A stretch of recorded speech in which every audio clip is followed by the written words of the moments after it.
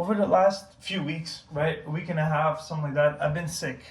I was stuck in bed. I couldn't really get out of the house. I couldn't really get out of bed. And I had to relax from a lot of things that I was used to do, but that I couldn't do anymore. I couldn't work out. I couldn't, sit there and concentrate on things because I was so had headaches and felt dizzy and had a cold, fever, stuff like that.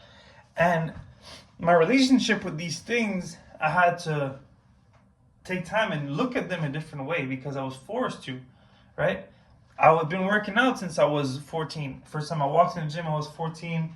It was not far from my place. I went with family, and when I was doing working, I'm turning 28 soon, and so over time, my dynamic with it, it took a different place in my life. And as of recently, it was something that just every day I would wake up, go to the gym, or maybe after work or something like that. But it's an everyday thing. And I never really slowed it down. I never really looked at it and had the opportunity or questioned it really at all, because it's so much part of our culture, right? Where I'm going with this is to say that this experience allowed me to sit there and ask myself some questions that I wish I could have looked at earlier, and maybe it would have allowed me to maybe have a different relationship with things, and maybe have a more fulfilling life. Not a more fulfilling life, but a more fulfilling experience, right? These questions would be this, and then I'll explain more in detail to make more sense. Am I trying to express something while I'm doing this? Right? Is this something I'm trying to say here? Is this something that I would like to put into either action or words or into just out? Is this something I'm trying to say out here? If yes, what is that? That's the second question. So am I trying to do this? Am I trying to say something here? Am I trying to express a feeling, an emotion, a message of some sort?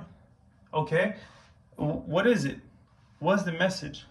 Am I trying to say that I'm the best? I'm trying to say that I'm the worst? I'm trying to say that I'm thriving? Am I trying to say that I'm going through it?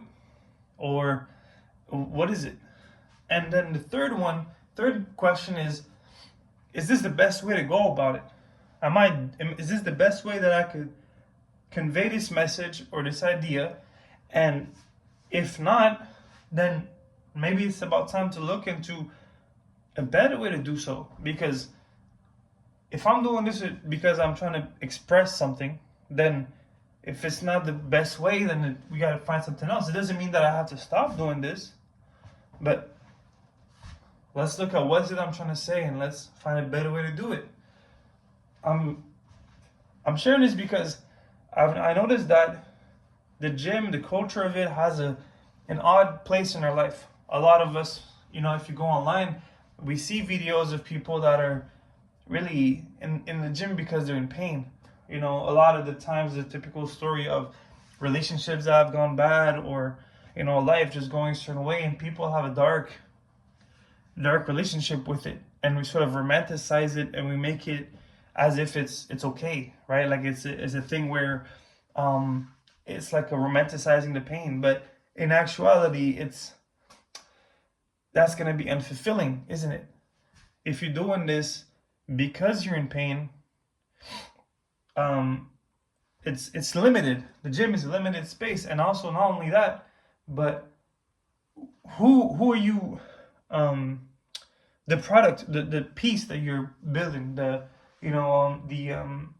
art that you're creating here, because art really is just an expression, right? Your audience here is other people. It's not really yourself. There's not really a point where you can sit there and experience it really. And then there's this constant work towards a destination that it doesn't exist. There's not a point of satisfaction where you feel, oh, this is the art that I want to create here. And I think somewhere that's what I found myself going through, is that there was something that I was trying to express. There was something that I was using it as a tool of self-expression. What I was trying to express,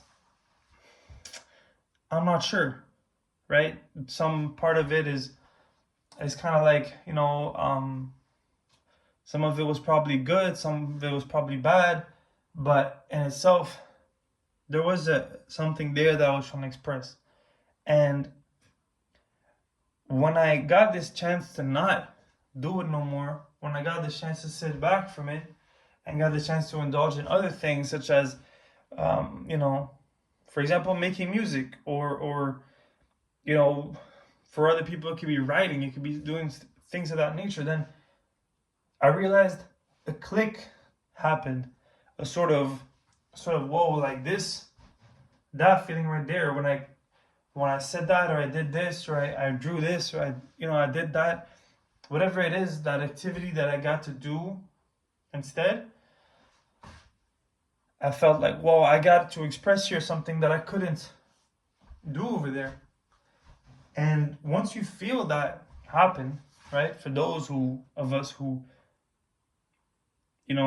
are in that same position, then you realize that you can save a lot of time not wasted in a certain field which is restricting you of whatever it is that you're trying to say, whatever it is that you're trying to express, because there's only so much you can express in that certain way. And yes, I know we do it unconsciously, but now if you're aware of it, now it becomes conscious. You going into this field, you going into these actions, and so it doesn't mean that you have to let go of working out. That's not what I'm trying to say here. It doesn't mean that you have to stop that, but it's about allowing yourself to get whatever you're trying to express out. That's what's really important. If you're in pain, say you're in pain. If you're sad, just say you're sad, right? Like, if you, whatever it is, just say that. But somewhere I feel like we're looking for a false sense of confidence by building a body and then expecting it almost for other people to co-sign that, damn, yeah, you're solid, you must be confident, you're good. And then from there, it's almost like that should heal whatever it is that we got going on. But that's just a false approach. And at an even bigger scale, it's almost like a fitness industry, staple that we work with, and it doesn't really. It'll never work. Actual confidence is you trusting yourself enough that if you have something to say, you'll say it, right? Whether that's an emotion, that's a feeling towards something, someone, I don't know. You'll you feel a certain way, you'll do something about it. But so it's about questioning, is what I'm doing really serving the purpose I'm trying to do it for? And if not, just to change it. And that's what this whole video is about. And this is where this past time has been a realization. And I hope that I was able to explain it in this video. The 3 questions are, am I trying to express something here? Is this the best way to express that? If I am, and what else could I do to express that feeling, or that what I'm trying to express here. And the last thing that I want to say is to give another example of things that you see outside that you might now realize is also. Here's an example to show you how we actually use actions to express things, even though we believe that it's not true. Let's say I was standing right here, right? Okay, let's say I'm standing right here. Nothing much, right? Like, there's nothing crazy about this. It's just me standing here and stuff like that. Maybe laying on the wall. But if, let's say I was relying on that wall and you're passing by, and the difference in the 2 scenes, right? 2 moments is, in the second moment, I'm smoking a cigarette. So in the first moment, I'm just sitting here like this, right? In the second moment, I'm puffing on a cigarette.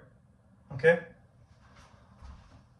If you look like in movies and stuff like that, that prop right there, the cigarette, for example, is used to create a sort of mystery. And it's about understanding that. If you understand that, this whole thing is going to start. It makes a lot of sense. We use props to create a message. We use actions to try to convey an idea about ourselves or about people or something else, like we do in movies.